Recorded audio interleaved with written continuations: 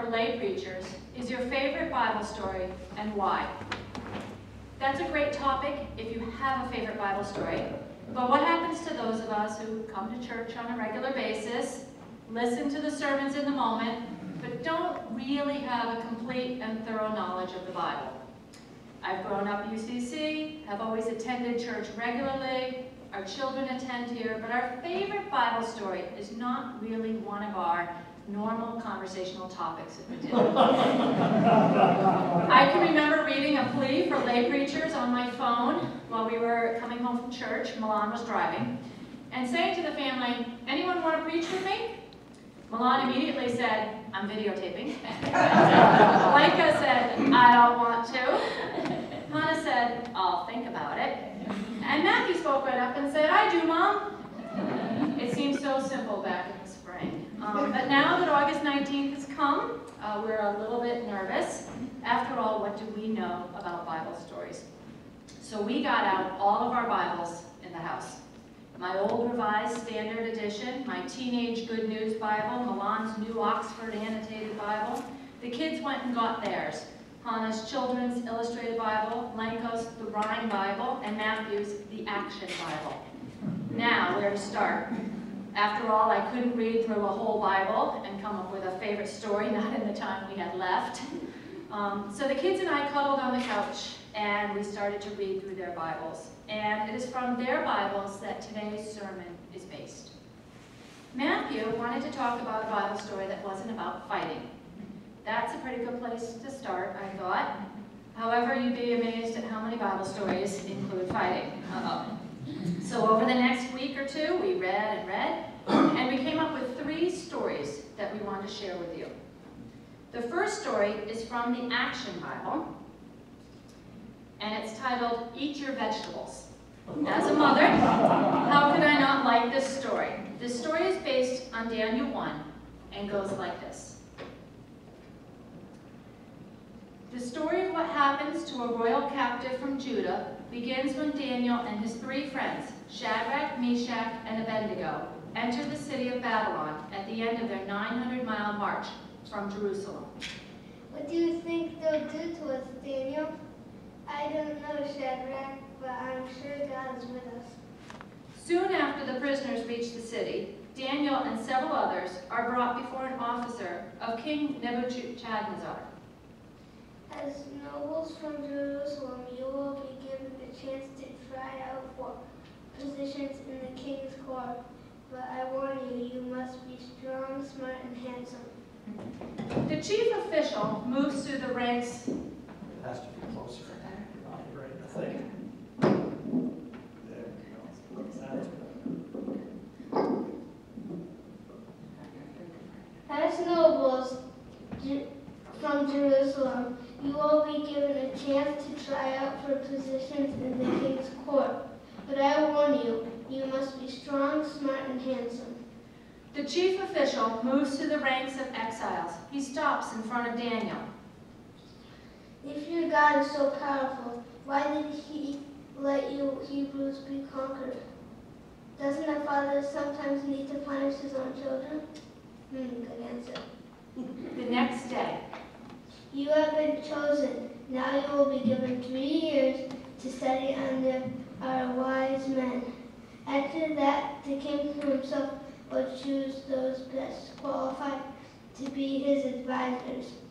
As a bonus, you will get to eat the extra food from the king's table. the young men are assigned to a room at the palace to begin their studies. Even though they are technically captives, they receive the best of everything, including the king's food. Here you go, the best food in the kingdom. It's even been blessed by our god Marduk. We can't eat this. It's been dedicated to the Babylonian idols. Thank you for the honor you have shown us, but our Hebrew meat and wine, Hebrew laws forbid us from eating your meat and wine. Please just give us plain vegetables and water. Vegetables and water? That's not enough food for you growing young men. I need you looking strong and well-fed, or the king will have my head. How about this? Test us for a few days. Let us eat our plain food, and then see how we compare to the others. For 10 days, the other trainees eat their steak and fine wine taken from the temple of Marduk. Daniel and his 3 friends eat nothing but boiled vegetables and water. At the end of 10 days, there's no doubt Daniel and his friends not only look better, but they are clearly stronger and faster than their peers. Fine, eat whatever you want. After this, the 4 young Hebrews busy themselves with their studies, learning everything their Babylonian teachers can teach. But even though they're keeping themselves pure from ungodly food, they worry about their ungodly studies as well. Why are we studying the Babylonian history and their gods and astrology? We don't believe in any of it. For better or for worse, this is the culture we live in. It's God to understand their ways, just not to follow them. The 4 young men consistently pray to God 3 times a day. In answer to their faithfulness, God gives them knowledge and wisdom. To Daniel, God even gives an understanding of dreams. At the end of the 3 years, the young men are taken before the king, and he talks with each one, then makes his decision. I have chosen these 4, Daniel, Shadrach, Meshach, and Abednego, to serve in my government.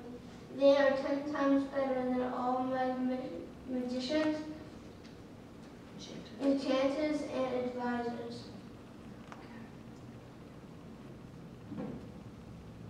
I like this story because it tells me that I can get better at things if I eat healthy foods.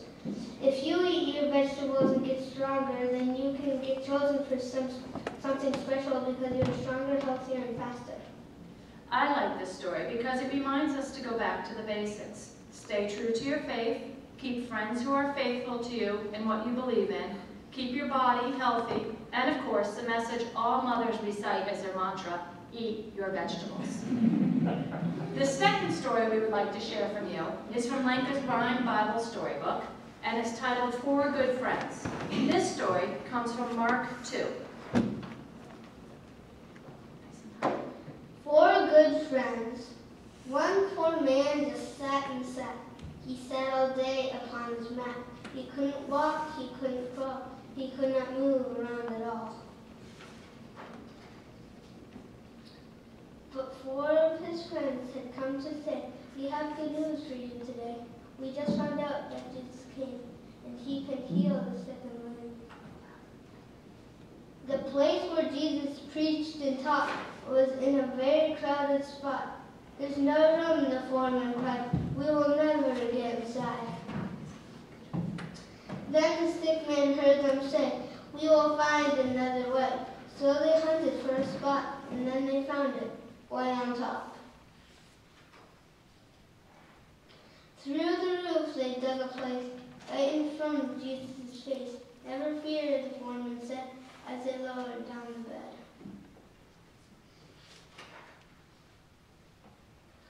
Jesus saw what they had done, and because he was God's son, he was glad to heal their friend so that he could walk again. I like the story because it is about 4 friends that help. It shows how people work together and they can help someone else do what they want to do. It tells me that Jesus can help people. I like this story because it shows me the power of friendship and faith. Here is a man who cannot take care of himself. How he got to be that way, we do not know. Was he injured? Did he get sick? Was he born that way? Yet this man still had 4 friends. Not 1, not 2, but 4. And these friends were bound and determined to get the best possible care that they could for them. Together they started thinking outside the box. They worked hard, they had faith, and they helped their friend. That is a powerful message for all of us, especially as the Paralympics are just beginning. How many of these athletes who were about to compete had incredible odds to overcome and were able to do so with the help of their friends? Or in these times of bullying, wouldn't it be great if every child who is bullied had 4 friends to watch out for them? The last story is one that you probably all know, but is only a very small excerpt in the Sermon on the Mount. It's titled Two Houses, and it's also from the Rhyme Time Bible. In an adult Bible, Jesus is teaching to a crowd and uses a story to convince them to listen to what he has to say. It's a very small part of the whole story. But listen to how the story changes when it's read to a child. Two houses, based on Matthew 7. A wise man looked until he found a firm and solid piece of ground on that rock. So strong and hard, he built a sturdy house in the yard. Then the wild wind blew and the waves grew high, and the lightning flashed across the sky. It rained and poured the whole day long, but the house on the rock stood firm and strong. The foolish man found a dandy place with a lovely view and lots of space. He built his house on shifting sand, and it was quickly done with his house and land. Then the wild wind blew and the waves grew high, and the lightning flashed across the sky. It rained and poured the livelong day, and the house on the sand was washed away. So don't be like the foolish man and build your life on shifting sand. Listen and do the things I say, and you'll go stronger and wiser, and you'll grow wiser every day. I picked this story because I feel bad for the foolish man. Even though he's foolish, I still feel bad for him because his house washed away and he didn't have a place to stay. I think Jesus is trying to say that you should always choose a place that can keep something sturdy instead of falling down. Does this story not sound like the Three Little Pigs? Can you see the similarities? Take your time, listen to Jesus, learn from others, respect nature.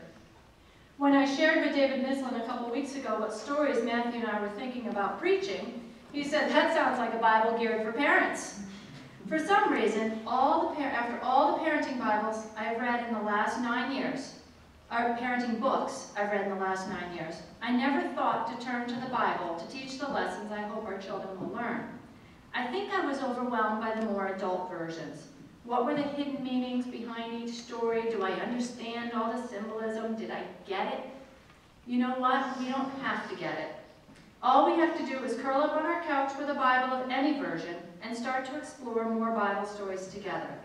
After all, how could one not like to read and hear the messages of love, respect, friendship, and faith?